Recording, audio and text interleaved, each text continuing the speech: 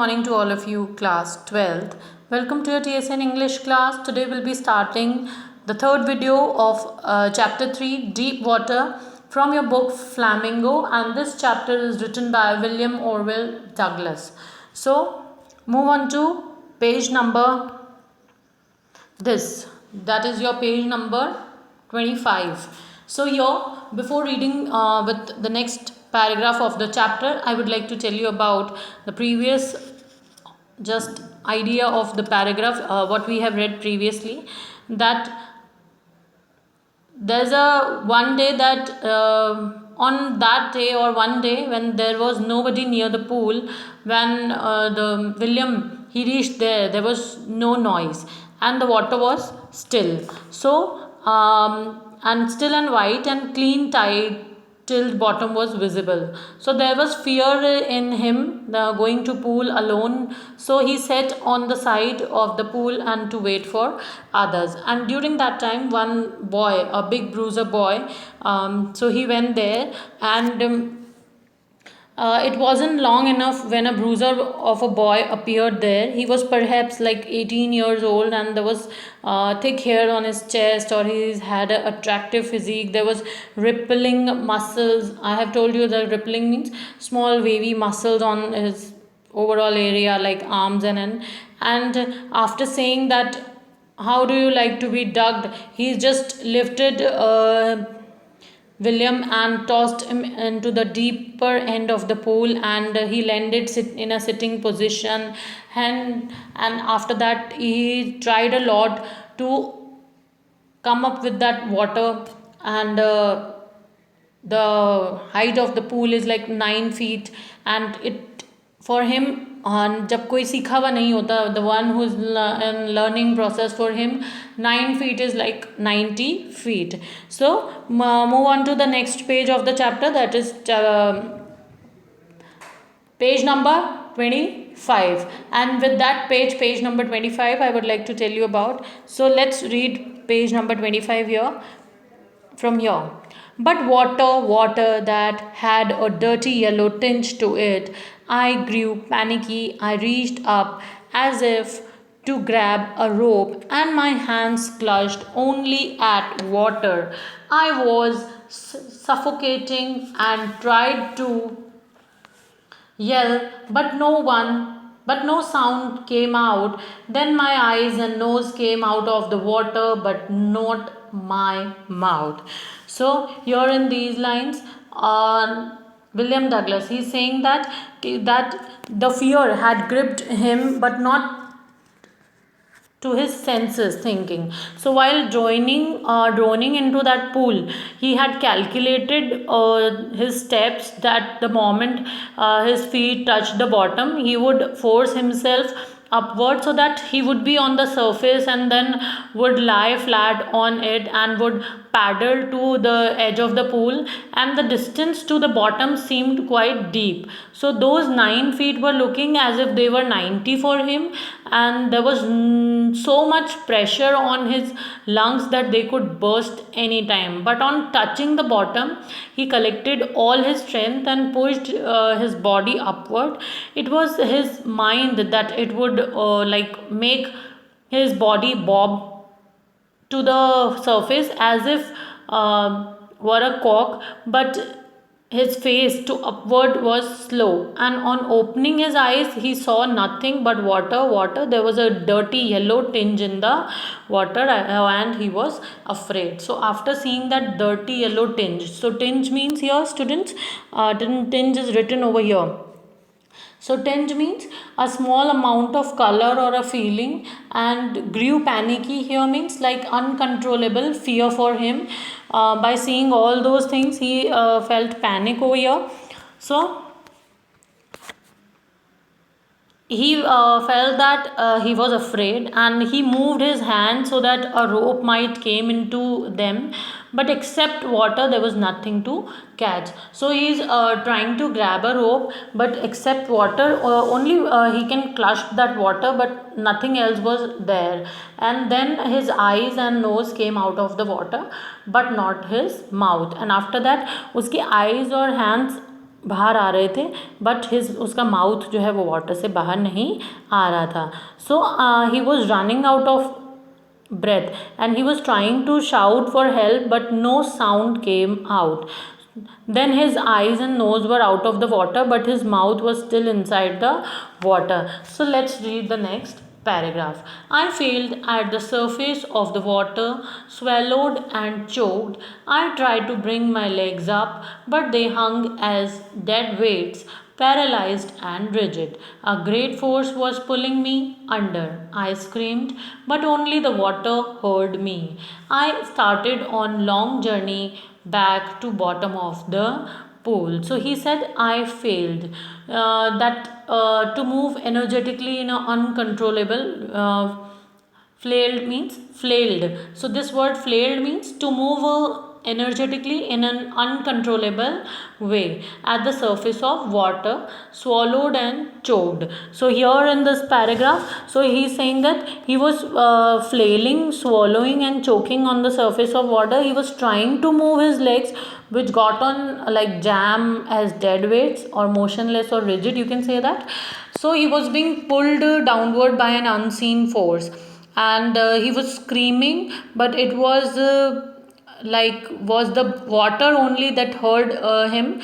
Nobody heard him, and he was given again on his way back to bottom of the pool. So he was trying to move his hands and legs wildly, and he was going down and expending his strength as we struggle an irresistible force or in a nightmare.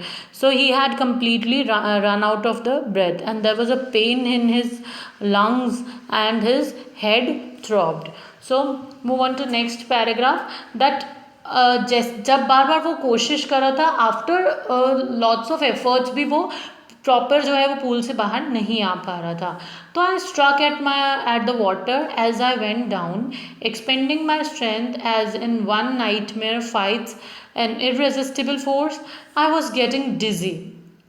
So here is like he's completely out of the breath. His legs were paining, and he's like totally now in, you can say that, in that condition where he's not more strength in his body. But I remembered the strategy.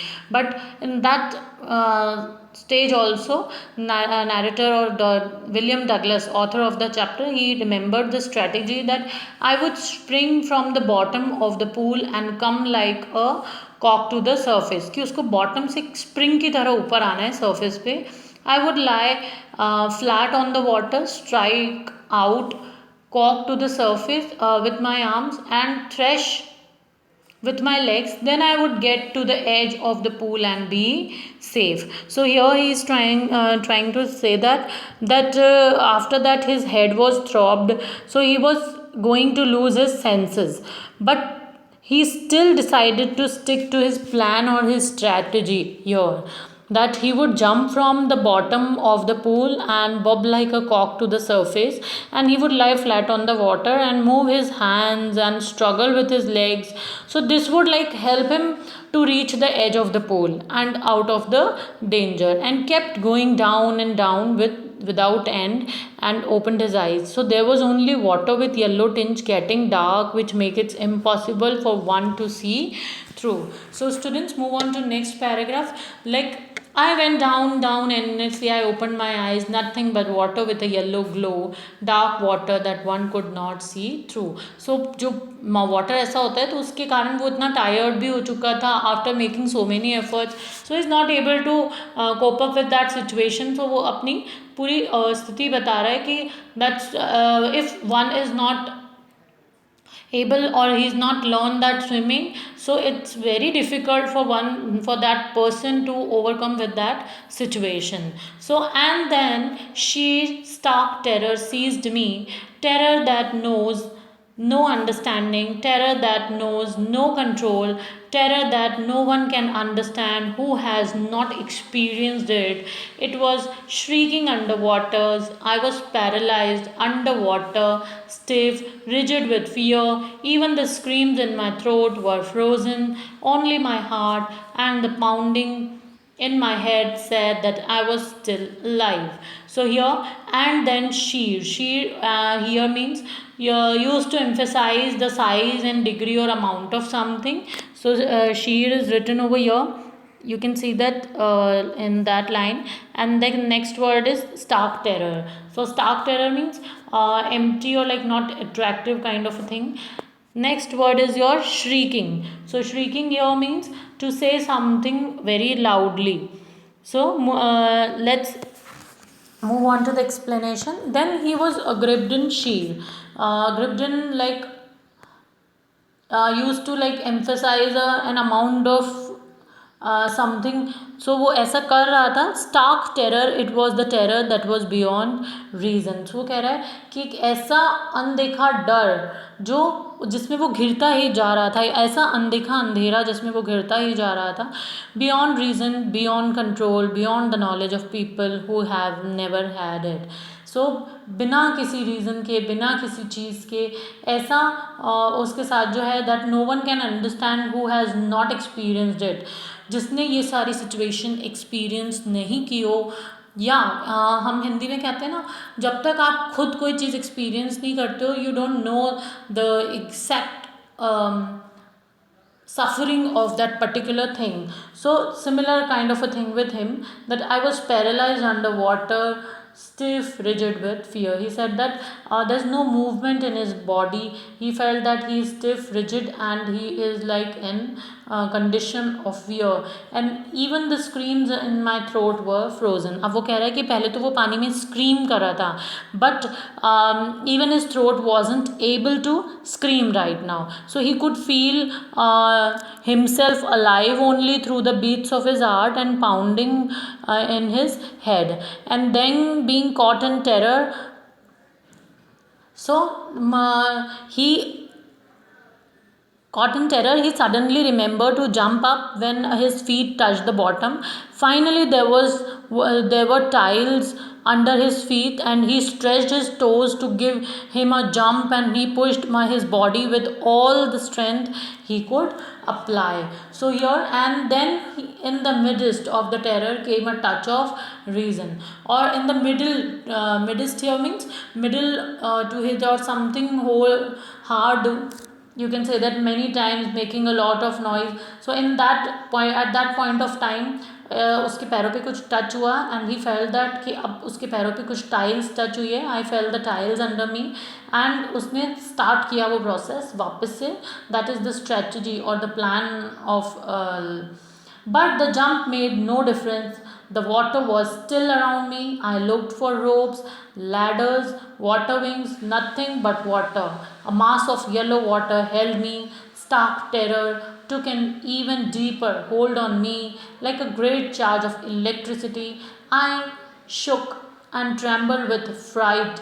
My arms wouldn't move, my legs wouldn't move. I tried to call for help, to call for mother. Nothing happened. So here he's explaining his situation, but unfortunately the jump proved futile. So here the jump was not working for him, and he was still under water, and he was looking for ropes, ladders, that something कुछ तो ऐसा उसको मिल जाए, so that वो कुछ ऐसी thing जो उसकी हेल्प करे. Water wings, but saw only water. बस उसे सिर्फ वाटर ही वाटर दिख रहा था. I was caught by a mass of yellow water. So he said that he is totally surrounded by that yellow water. Stark terror returned and gripped him as if he were given an electric shock. और उसके पास वापस उसे वो terror वो feel होने लगी situation, and ऐसे ऐसा लगने लगा जैसे उसे कोई इलेक्ट्रिक शॉक दे रहा है.